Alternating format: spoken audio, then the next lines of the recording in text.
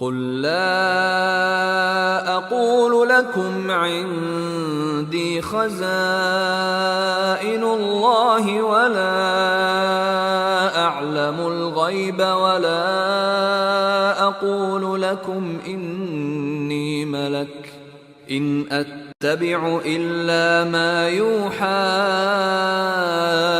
الي قل هل يستوي الأعمى والبصير أفلا تتفكرون۔ قل اے نبی محترم انہیں کہیے لا اقولو میں نہیں کہتا لکم تمہارے لیے، میں تمہیں نہیں کہتا اند پاس قریب نزدیک اندی میرے پاس ہیں خزائن اللہ، اللہ کے خزانے۔ پہلا نکرہ ہے، دوسرا معرفہ ہے، ترجمہ کرتے ہوئے درمیان میں کا کے کی کا اضافہ ہوگا۔ خزائن اللہ، اللہ کے خزانے، خزانہ کی جمع ہے خزائن۔ ولا اعلم، وہ کہ میں نہیں اور لا کا مطلب نہیں، عالم اور نہ ہی میں جانتا ہوں، الغیب اصل غیب کو میں نہیں جانتا ہوں۔ ولا اقول، نہ میرے پاس اللہ کے خزانے ہیں، نہ میرے پاس علم غیب ہے۔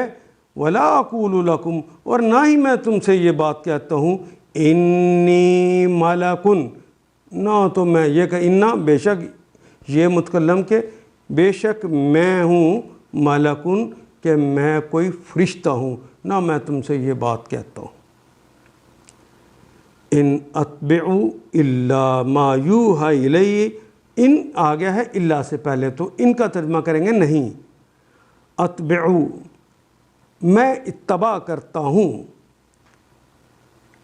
نہیں میں اتباع کرتا الا سوائے اس کے ما یوحا، ما جو یوحا جو وہی ہوتا ہے، الیہ الہ کی طرف، اور یہ متکلم کی دونوں کٹھے لکھنے کے لیے اوپر شد ڈال دی گئی، الیہ مجھ پر، میری طرف، جو میری طرف وہی ہوتا ہے اس کے علاوہ میں کسی کی اتباع نہیں کرتا۔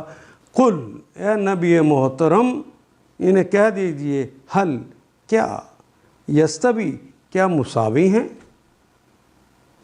الاعمیٰ اندھے، والبصیر اور دیکھنے والے، اللہ کی آیات کو دیکھنے والے، اللہ کی آیات مشہودہ کو دیکھ کر اللہ تک جو پہنچتا ہے، اور وہ بصیر وہ جو کہ اللہ کی آیات مشہودہ کو دیکھ کر اللہ کی بات تک پہنچتا ہے۔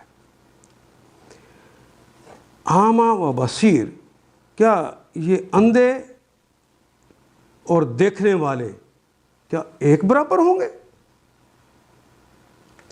افلا تتفکرون، کیا فا پس لا نہیں، فکر کا کلمہ تو اردو میں بھی استعمال ہوتا ہے، تفکر کا کلمہ اس اردو میں استعمال ہوتا ہے، تیش تم کے لیے اور مضارع کی علامت کے لیے آ گئی، واو جمع کے لیے آ گیا ہے۔ کیا تم غور فکر نہیں کرتے؟